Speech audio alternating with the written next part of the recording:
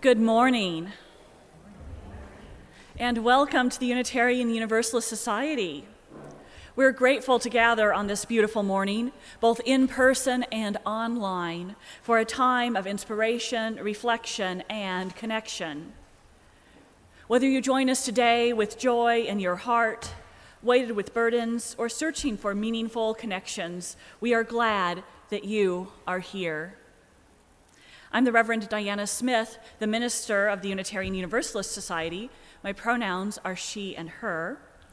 I'm a somewhat tall white woman in my mid-40s with short, curly, white and brown hair, blue-green glasses, wearing a suit and a colorful universe-themed stole this morning, standing in UUS's pulpit in the front of our sanctuary. Our sanctuary and the adjoining Religious Education Commons are filled with people of all ages. Through the window walls of our sanctuary, we connect with the natural world, where it is a lovely, sunny, warm, early summer day.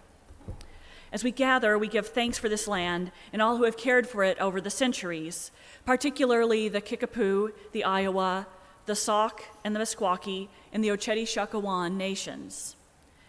As people of many ages, genders, races, sexual orientations, classes, abilities, and health statuses, we know how important it is to come together and work together to create a radically welcoming spiritual community.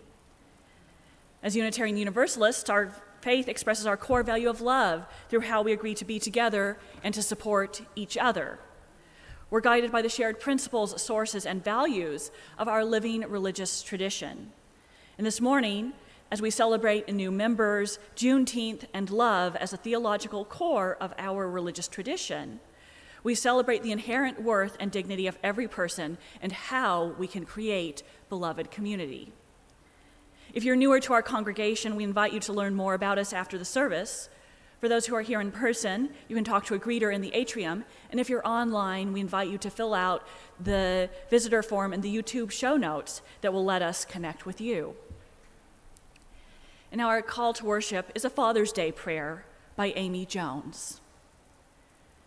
Today, we're celebrating many things: our diversity and the many gifts and values that make us a community. And we're holding and sharing all of this on what is both a joyous and a complicated day, Father's Day. This is a day when we give thanks for the people who have given us their steadfast presence. Yes, like your daddy, that's great. Held us in love, taught us about responsibility and accountability, and helped launch us into the world. In the words of Amy Jones, today is Father's Day. So we take this moment to hold space for all that may mean to us. We hold love for those who have lost fathers, for those fathers who have lost children. We acknowledge and hold non-binary, transgender, and cisgender dads in families made of two dads, foster and adoptive dads, and single dads. We hold and work to lift up all fathers of color and those fathers raising children of color. We hold fathers kept apart from their children by borders and war. We hold fathers and children who have lost connection, children who have been disowned or abandoned, and father figures who step in. We hold those longing to become fathers. We hold those who may be full of questions about their biological fathers. Most importantly, we hold and thank the dads, the papas, the daddies, and all who show up every day to give their all to the children who need them. Human relations are complicated. These days of recognition are complex. Please take a moment to breathe in what serves you and breathe out that which does not.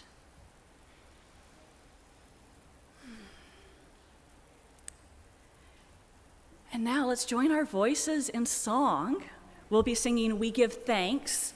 It's hymn number 1010 in your teal hymnal, or the words are on the screen. Please rise in body or spirit.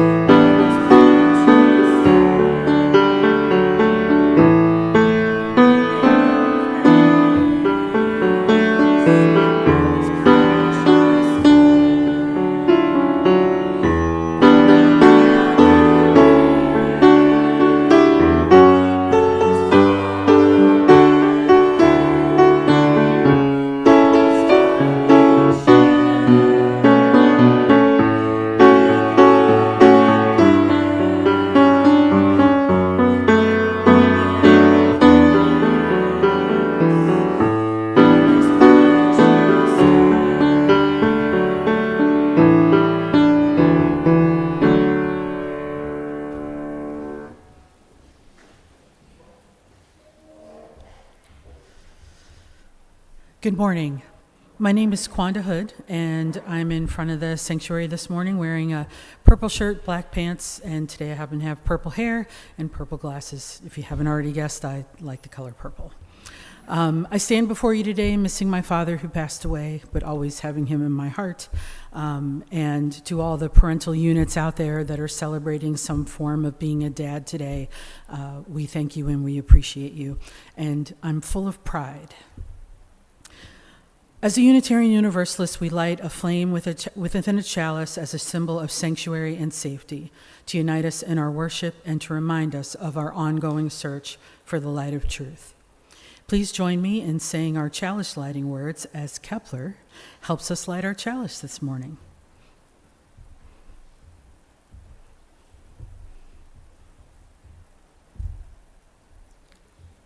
And they look fabulous this morning, don't they? Life is a gift for which we are grateful. We gather in community to celebrate the wonder and mystery of this great gift. So let us now kindle the flame of our liberal religious heritage and renew our covenant of mutual love and care. Love is our doctrine, the quest for truth is our sacrament, and service is our prayer. To dwell together in peace, to seek knowledge in freedom, and to serve those in need. This we promise, this we covenant with life and one another. Each week we light a candle for justice and healing to acknowledge our interdependence with the natural world and with all members of the global community, especially those most vulnerable.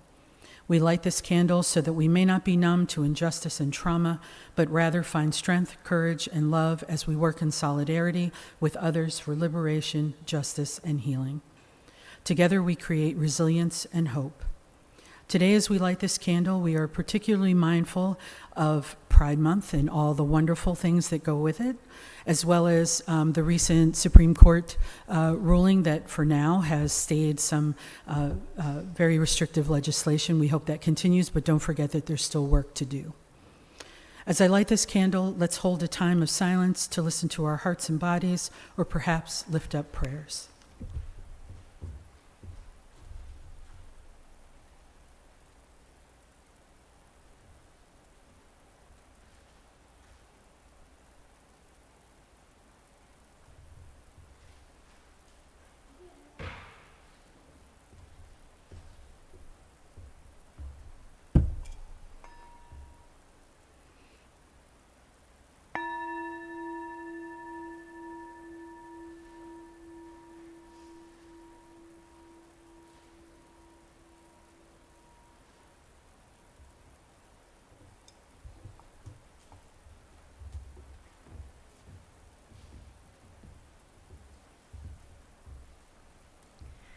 It is a momentous time in the life of a congregation when new people are welcomed into the covenant of membership, a time to rejoice in the gifts of this spiritual community.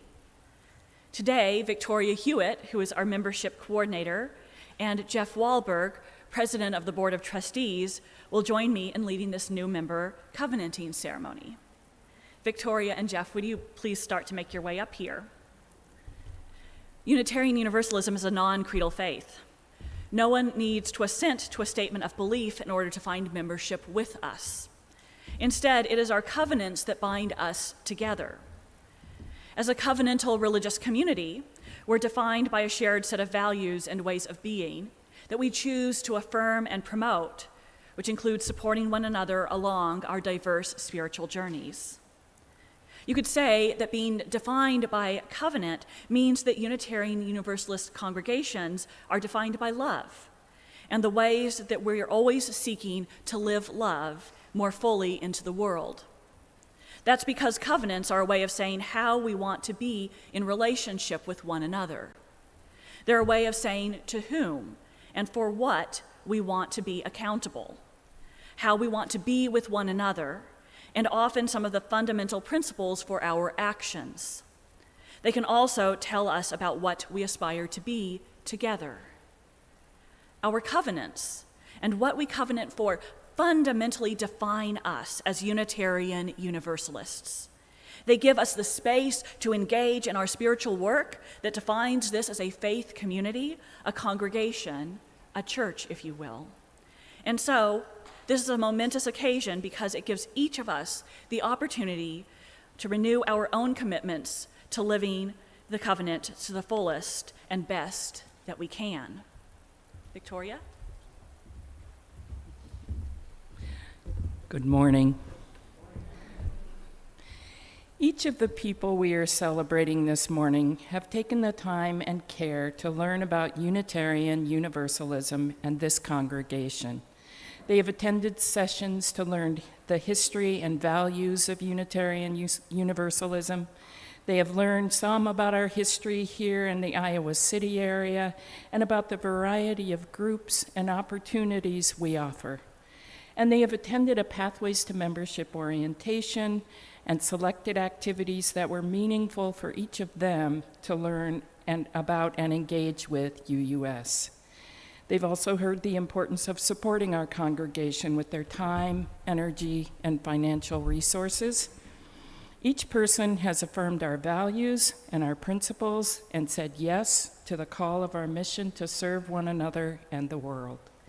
Each understands that our faith is a lifetime search for truth and meaning, and that joining our congregation affirms a willingness to continue to grow as people both emotionally and spiritually. When each of them signs the membership book, they are committing to the principles of Unitarian Universalism and to the values, mission, and vision of this congregation. I will call our new members' names, and I will invite them to come forward, signing the membership book as they hear their name. Gary Calhoun.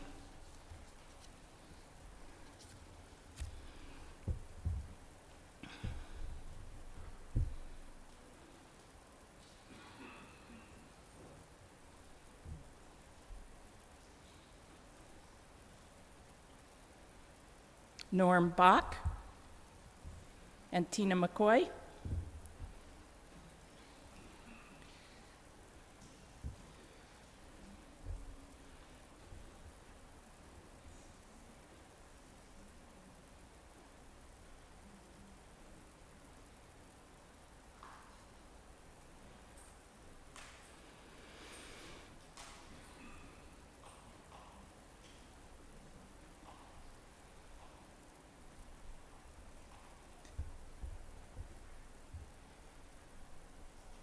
And John and Mara Pienta and children, please come up.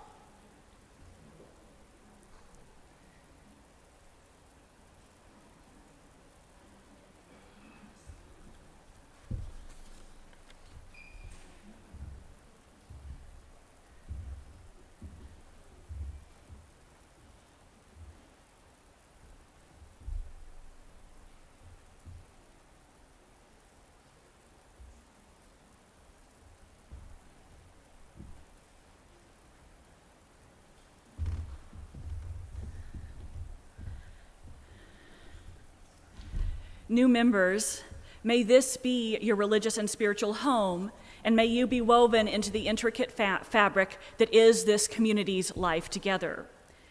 Here you'll be cared for and will be asked to care for others.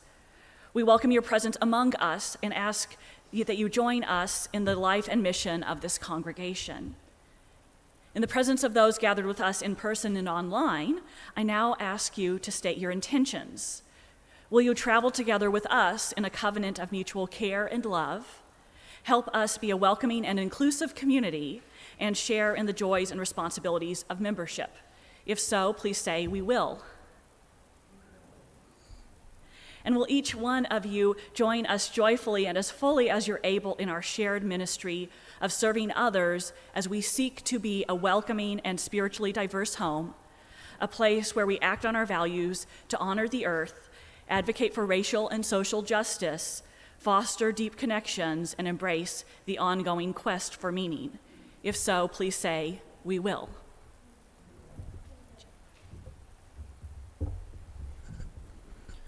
We want everyone to be able to welcome these new members If you're here in the sanctuary, I invite the members of the congregation to say "we will" when I indicate. If you're online, I invite you to extend your welcome to our new members using the comment function.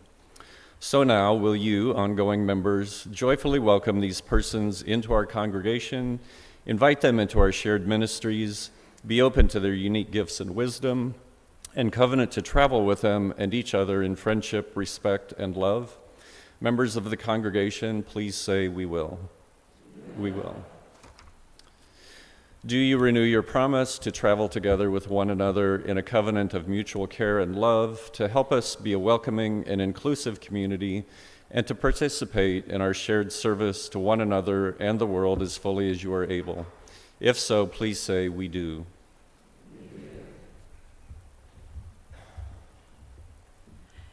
Gary, Tina, Norm, Mara, and John, joining the Unitarian Universalist Society is a powerful and transforming event in your life. Membership comes with both gifts and responsibilities. Within this community of seekers, you will be challenged to grow in spirit and to live out our Unitarian Universalist principles in your lives within this congregation and beyond it. Ours is a shared ministry. You'll be called to offer the fullness of who you are as individual persons in service of our mutual promises of care and love for each other. Our deep hope is that you will open your hearts to accept the gifts of spiritual community and know that you do not journey alone. As we end this ceremony, we'll help you light a candle and as a symbol of the light you bring into this community. And after that, in honor of signing the membership book, you'll receive a rose of friendship, and the children who have joined us will get a daisy. Like life and like these roses, these flowers, the journey of spiritual community may be thorny at times, and our hope is that your journey among us will unfold as sweetly as the petals of a rose. We're glad that you have chosen to make your spiritual home with us. Welcome. Please light your candle and receive your gifts. We're going to head down to help you.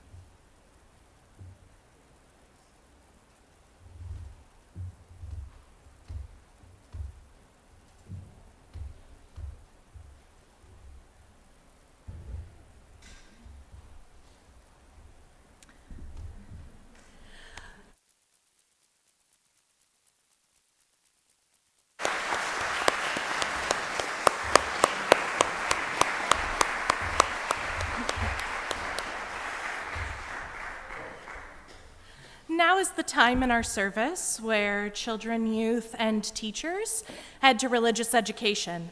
This summer, as much as possible, we will be outside, and today we will also be participating in some flower-focused activities.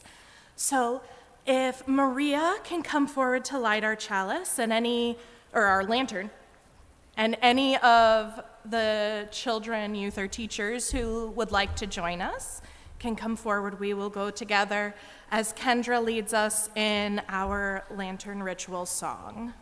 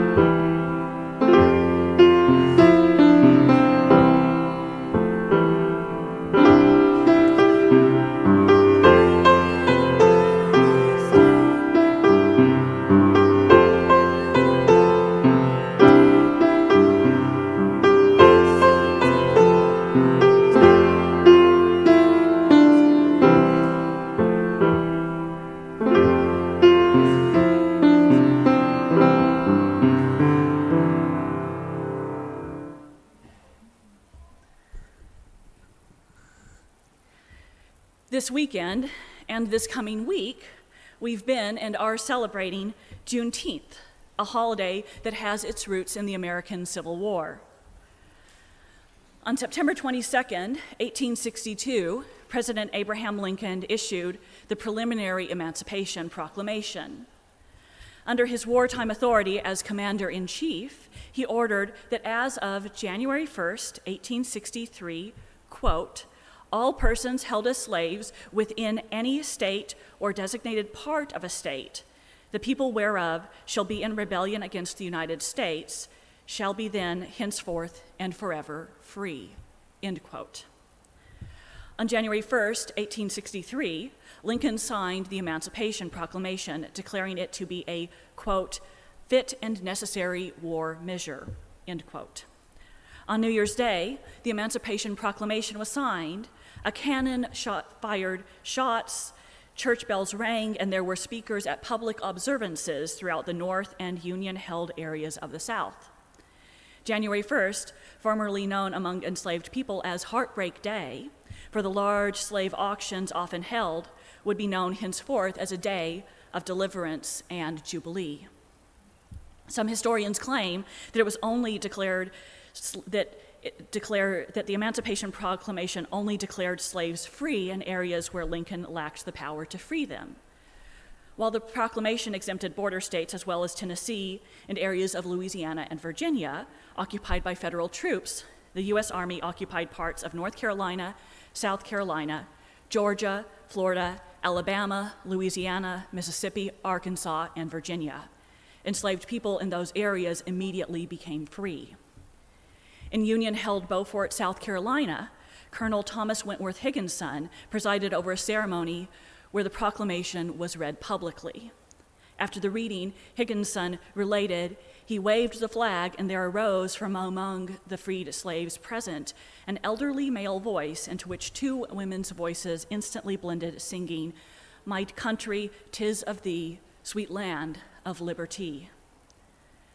He wrote, "I never saw anything so electric. It made all other words cheap. The life of the whole day was in those unknown people's song." The proclamation was carried and read as the Union Army advanced. Historian William Harris estimates that more than 1 million enslaved people had been freed by the war's end. Every advance of the Union Army thus became a liberating step. As Frederick Douglass, one of the people who had the greatest influence on Lincoln issuing the proclamation, declared, quote, "We are all liberated by this proclamation. The white man is liberated, the black man is liberated," end quote. As Douglass noted, the proclamation had considerable moral weight and signaled a new direction. From the beginning of the Civil War, enslaved people had taken it upon themselves to seize their freedom. The U.S. Army and Congress had taken incremental steps to respond, but it was Lincoln's proclamation that fully changed the focus of the war. Roughly a month after the proclamation, Douglass declared in a speech, quote, "The change in attitude of the government is vast and startling. We can scarcely conceive of a more complete revolution in the position of a nation. It will stand with every distinguished event which marks any advance made by humankind from the thraldom and darkness of error to the glorious liberty of truth," end quote. Even though the Emancipation Proclamation was made effective in 1863, it could not be implemented in places still under Confederate control. As a result, in the westernmost Confederate state of Texas, nominal freedom came on June 19th, 1865, when some 2,000 Union troops arrived in Galveston Bay, Texas, at the end of the Civil War, and announced that enslaved black people in the state were no longer in bondage, although most held in slavery had not waited to be freed. This day came to be known as Juneteenth by African Americans in Texas, where I grew up, heralding our country's second Independence Day and now officially recognized as a national holiday. By the end of the war, millions of enslaved people, some with the assistance of the U.S. Army and the federal government, had seized their own freedom. This is what we commemorate, what we celebrate this week.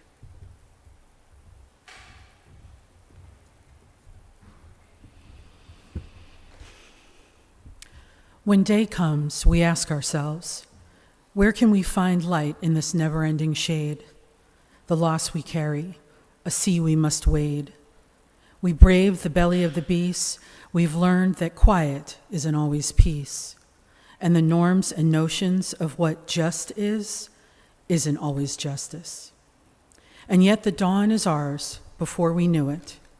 Somehow we do it. Somehow we weathered and witnessed a nation that isn't broken, but simply unfinished.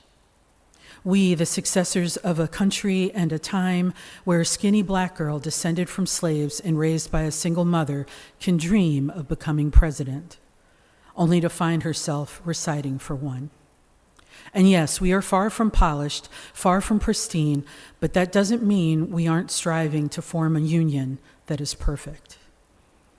We are striving to forge our nation with purpose, to compose a country committed to all cultures, colors, characters, and conditions of man. And so we lift our gaze, not to what stands between us, but what stands before us. We close the divide because we know to put our future first, we must first put our differences aside. We lay down our arms so we can reach out our arms to one another. We seek harm to none and harmony for all.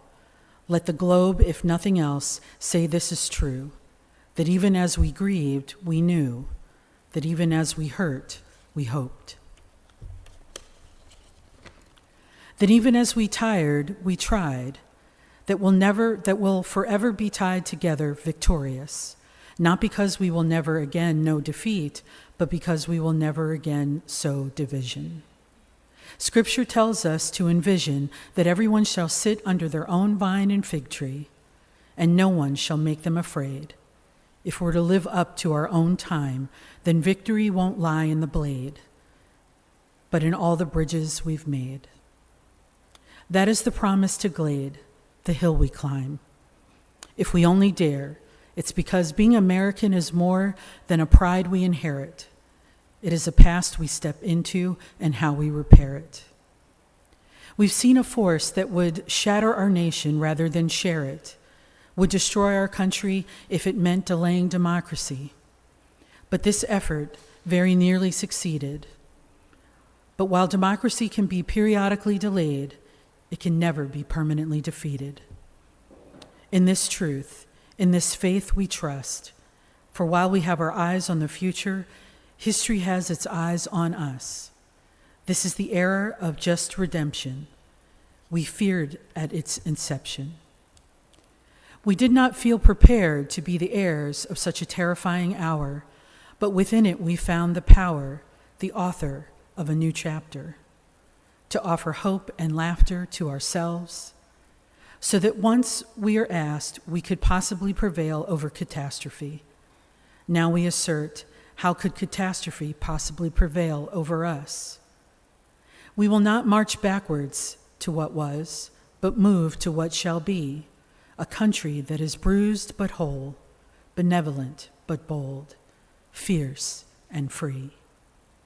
We will not be turned around or interrupted by intimidation, because we know our inaction and inertia will be the inheritance of the next generation. Become the future. Our blunders become their burdens. But one thing is certain, if we merge mercy with might and might with right, then love becomes our legacy and change our children's birthright. So let us leave behind a country better than one we were left with. With every breath from my bronzed crowned chest, we will raise this wounded world into a wondrous one. We will rise from the golden hills of the west. We will rise from the windswept northeast where our forefathers first realized revolution. We will rise from the lake-rimmed cities of the Midwest states. We will rise from the sun-baked south. We will rebuild, reconcile, and recover. And every known nook of our nation, in every corner called our country, our people, diverse and beautiful, will emerge battered and beautiful. When day comes, when we step out of the shade, aflame and unafraid, the new dawn blooms as we free it. for there is always light. If only we're brave enough to see it. If only we're brave enough to be it. The Hill We Climb by Amanda Gorman.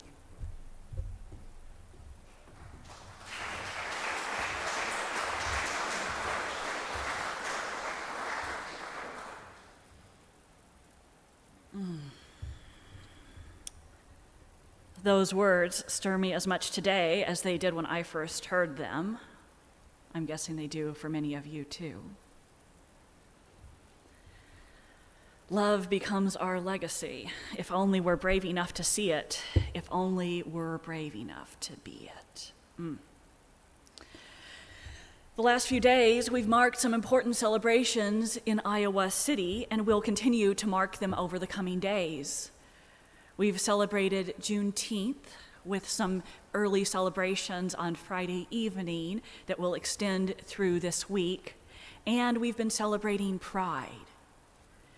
Both of these holidays, which are based in the story of liberation, invite us, beckon us, demand that as we celebrate stories of liberation, we attend to the work of covenant.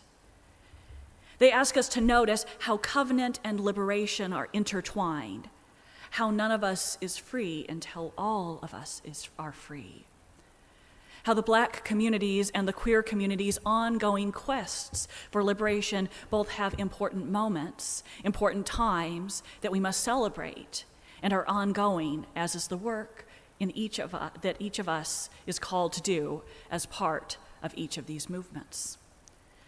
These celebrations compel us to notice that the work of liberation is not done, not for any of us, whether we're part of one of the communities that was liberated, that is on the path to continued liberation, or whether we are one of those accompanying.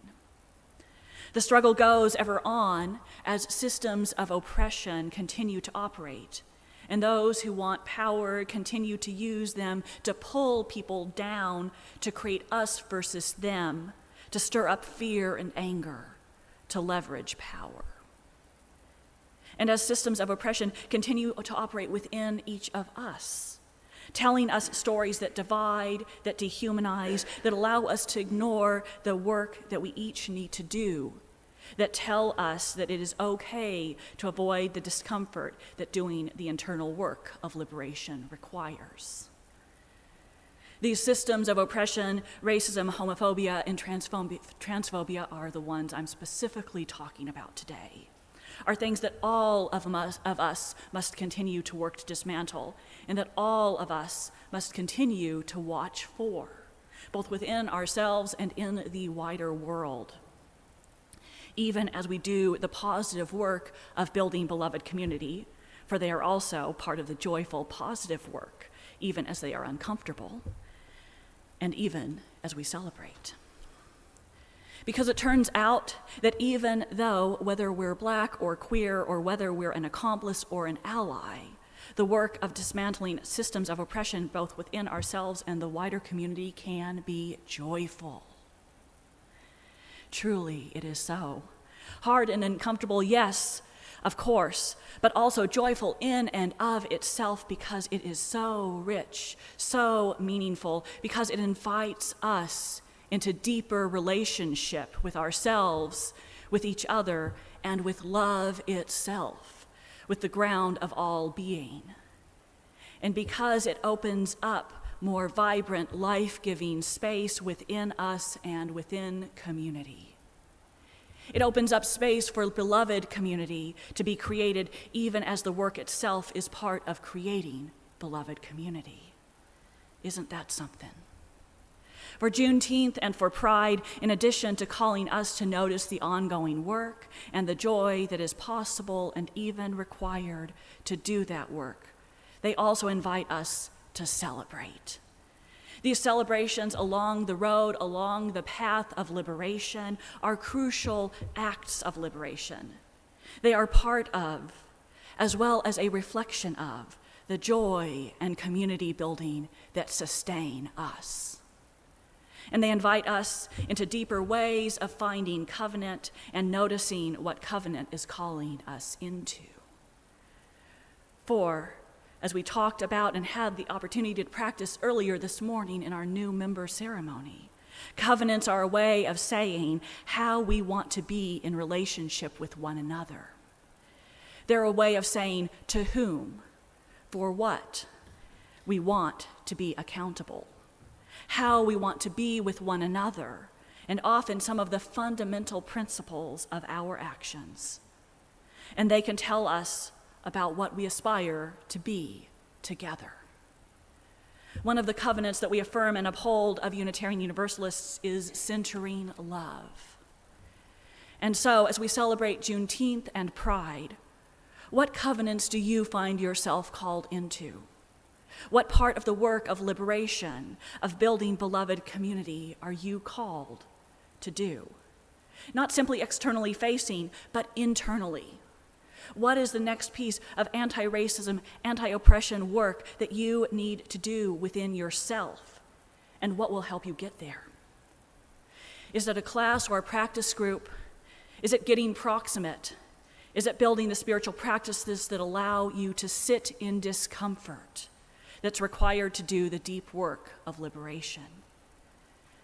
As we move into a time of celebrating our joys and our sorrows, I invite you to notice where Juneteenth and Pride are calling you to this year. So may it be. Amen. Blessed be.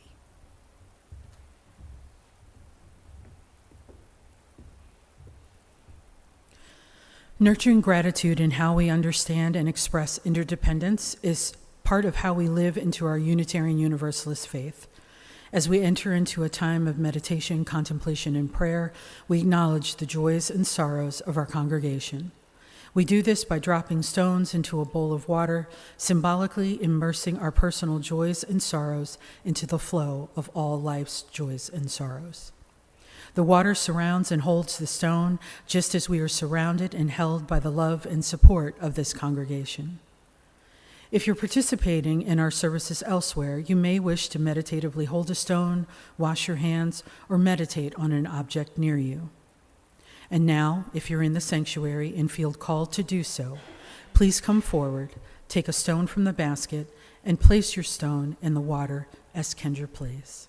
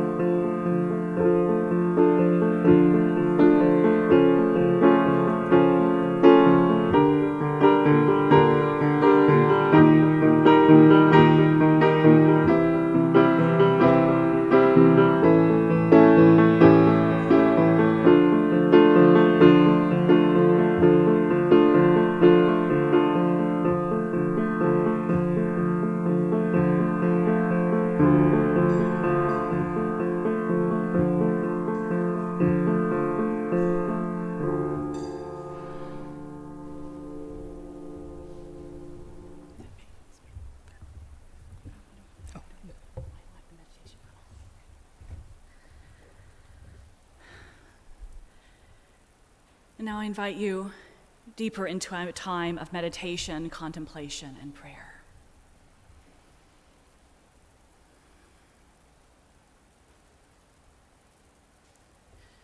Spirit of love. We come to this day, to this time, from many directions, from many heart places. In this time, we bring sadness and memories, joy and memory. In this time, we notice the vibrancy, the busyness of these days. Help us hold all of the richness of these times. In this time when we gather in community, may we find an easing. May we find a sharing. May we find a place to celebrate our joys together.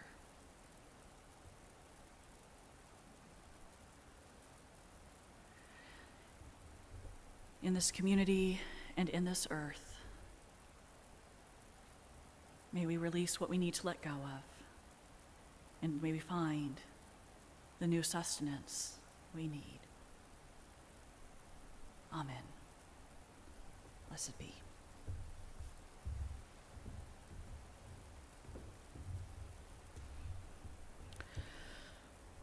What brings us together? Love as a common theological core, by the UUA Board of Trustees. The Board of Trustees of the Unitarian Universalist Association, or UUA, developed this reflection on love along with the charge to Article 2 Study Commission. The Article 2 Study Commission is a group that developed and proposed revisions to how our Unitarian Universalist purposes, values, principles, and sources are described in our national religious body bylaws. As I read it, the board invites us to reflect on how love shapes each of us and our communal life. Love is a common theological core. In calling for this commission to root itself in a shared core theological value, we, the UUA board, are asking the question, what is it that lies behind all of the statements of principles that we agree to as our common associational points of covenant? What lies beneath the principles? Asserting that there is such a commonality is bold. It potentially flies in the face of the Commission on Appraisal's 2005 report, Engaging Our Theological Diversity, which failed to identify such a core in its conclusions. We hold that the Commission did not fail to identify that core, only to recognize it at the time as our theological core. In its report, it cites Robert Miller's study of Unitarian Universalism, stating, UUs ranked lovingly as an instrumental value and mature love as a terminal value more highly than did respondents from other groups, religious or non-religious. UUs were more likely, even before 2005, to assert the importance of love than any other group, religious or non-religious. And this was before the campaign now known as Side with Love began. Since that time, we have seen and heard expressions of love and displays of love in action by UUs. We assert that our deepest common theological grounding and value is this: love. We find it peeking through the words of the currently existing principles. We see it in our existence, on the worth and dignity of every person, and the calls by some that this insistence needs to extend to all other beings as well. We see it in the call for demanding and embodying justice, equity, and compassion for all human relations. We hear it in our urging of acceptance of one another and our support for each other's spiritual growth. We discern an accountable love in our call for a responsible search for truth and meaning. Our affirmation of the right of consciousness and the right of every individual to participate in shaping those institutions that govern them displays a deep respect and love for every person. We hold up the goal of a peaceful, free, and just world community as an expression of what love can and should bring into being. And we believe that our call to respect the interdependent web that we are a part of is an articulation of love for all that is and our own place and role in that web. We see love called out as what demands that we should be active in our justice work and justice making. We note that our hymnals contain many assertions of what we aspire to and what love can do and be. Let us build a home where love can dwell. Love will guide us, and we are answering the call of love among them. We respond to the call of love because it is our common theological core. It is what can and does motivate us and illuminates our deepest commitments to one another.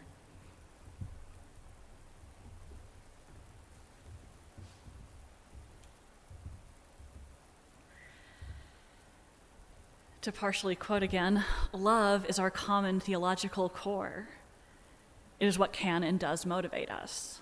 It is what illuminates our deepest commitments to each other. Those words were part of what helped the Article 2 Study Commission orient itself as it did the work to understand who we are as Unitarian Universalists, what theological work we're doing and need to do in our congregations, and what deeds that core value of love calls us to.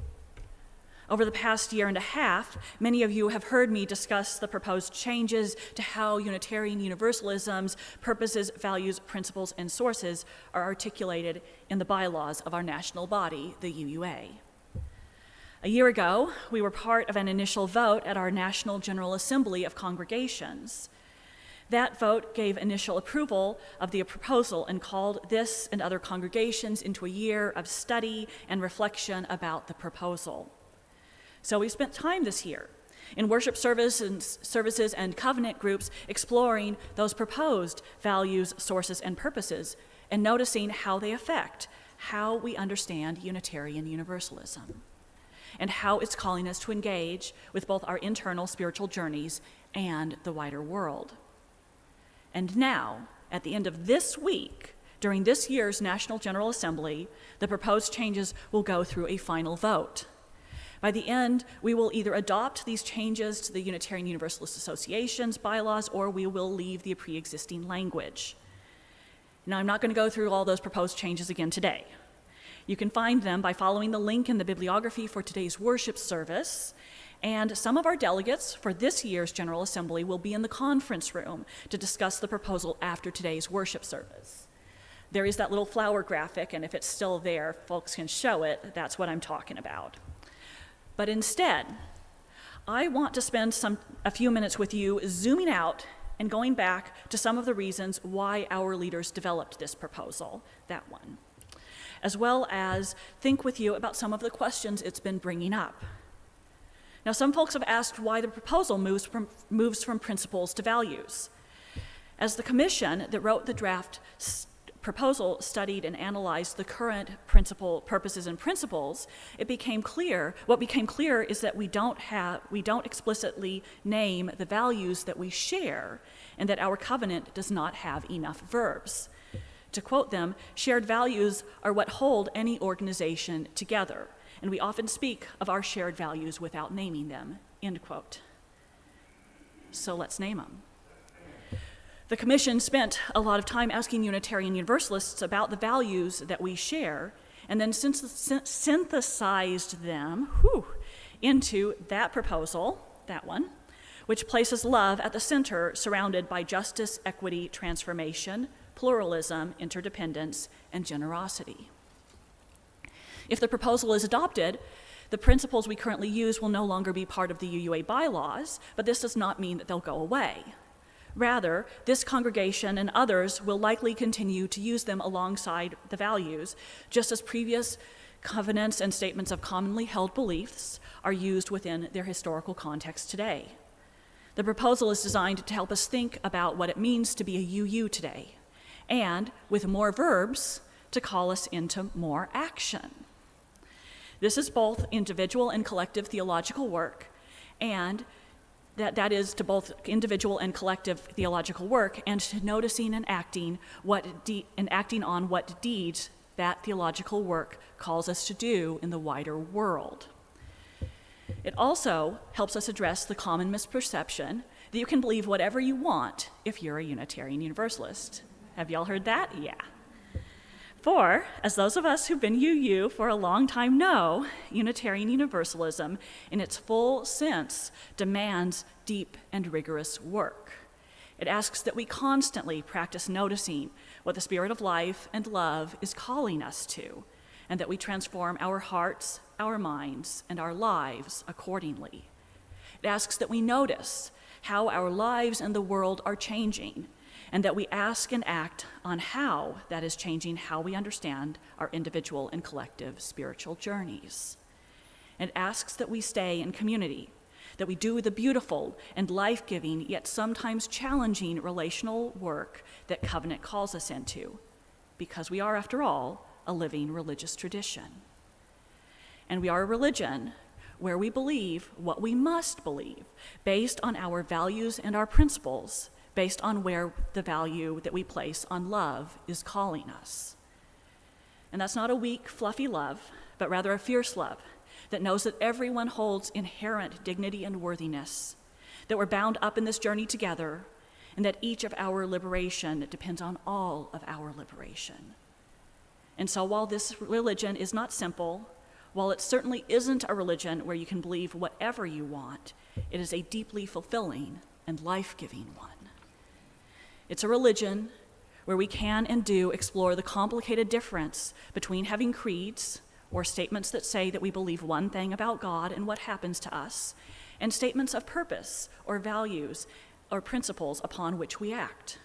Because it's important to state and share that there are some core values that we hold dear, some ways that we know that we need to act upon those values, even as we hold space for people to understand the world, to understand God or the absence of God, to make meaning differently.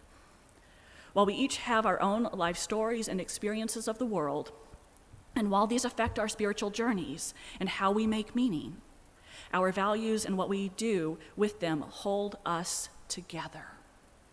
And so this is, of course, also about covenants. You're not going to get away from those today, which call us to listen to each other, to learn from each other, to be changed by each other, to practice our religion together, and to remain in relationship with each other. And this is why it's important that we intentionally reflect on what Unitarian Universalism is. This is why it's important that we talk about it and what it means in the world. This is why, no matter what happens in this vote, this year of study and reflection is not wasted. This discussion and the things that it actually means when we live it, the radical welcome and the preemptive radical inclusion, our study of trans inclusion and anti-racism and ableism and deconstructing microaggressions, and then the work that we do to put those studies into action, the ways that we seek to listen and understand and act, the ways that we care for our earth, the ways that we choose to live our values, to practice them, the way that we place love at the center. These are why it's important to be Unitarian Universalists, and more than that, to be obnoxiously UU, as our current president, Sophia Betancourt, says, to share who we are in the wider world. All of this, as well as the images that I hold of what it has meant to others and how that has touched my heart, are why I love Unitarian Universalism and the journey it continuously calls me to undertake. This is why I find myself constantly diving back into the deep work of navigating change and doing my best to respond with a deep, fierce love. And this is why I find articulating our values and placing the love at the center so powerful, because love is already at the center of our faith. We've known that for decades. So it's important to say that and to take seriously what it means. For, as the Commission has shared, love is the power that holds us together.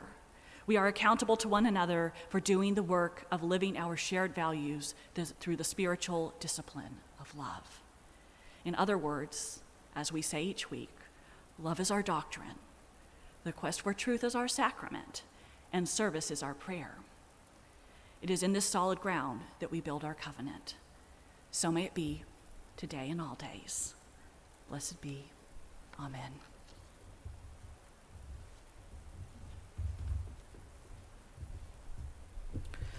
How we give and what we do with our lives, our time, and our resources is a reflection of our values. In response to the abundance we are blessed with, every week this congregation donates generously to organizations in the community whose work aligns with our values and principles. Our community partner agency this month is the Emma Goldman Clinic. The Emma Goldman Clinic provides non-judgmental, quality reproductive health care, including abortion services, gynecological services, safer sex promotion, and active education for people of all genders and strives to increase economic, geographical, structural, and language accessibility for the clients they serve. In the sanctuary, the ushers will collect the offering, or you can follow the instructions on the screen on how to give online. All cash contributions go directly to our community partner agency. In addition to assisting our community partner, you may contribute towards your pledge to our society or contribute to the congregation to provide additional support for our operating expenses. You may also contribute by check using the memo line to designate the purpose. The offering is a sign of commitment to this free congregation, which is completely supported by the generosity of all those who join with us. As we give and receive the offering, may we be transformed by our giving, and may the world be transformed by our gifts.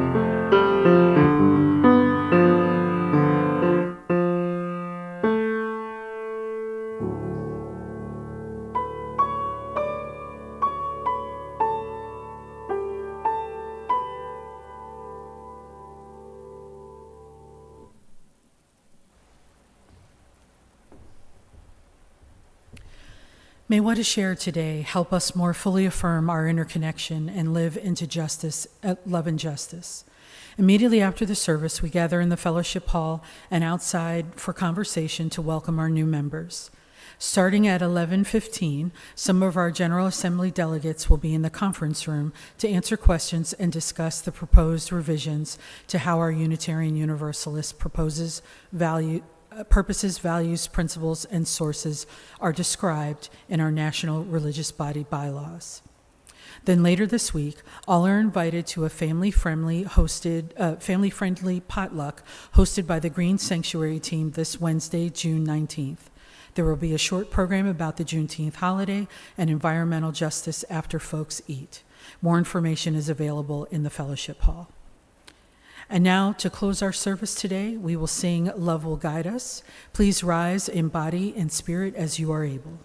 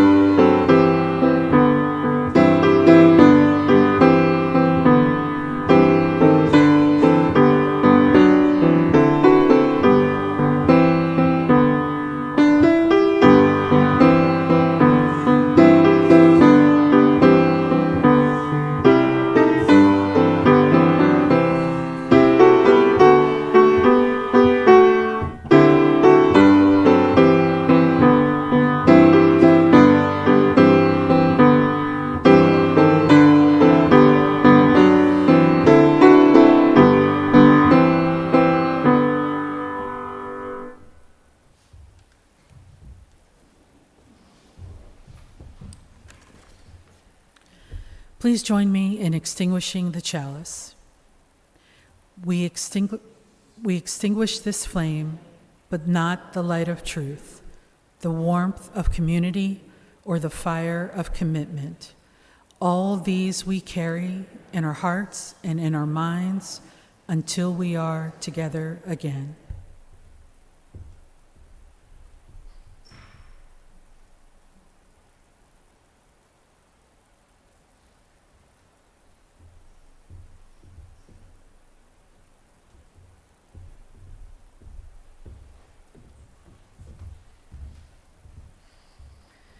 As you go out into the world this day and this week, may you go with love guiding you today and all days.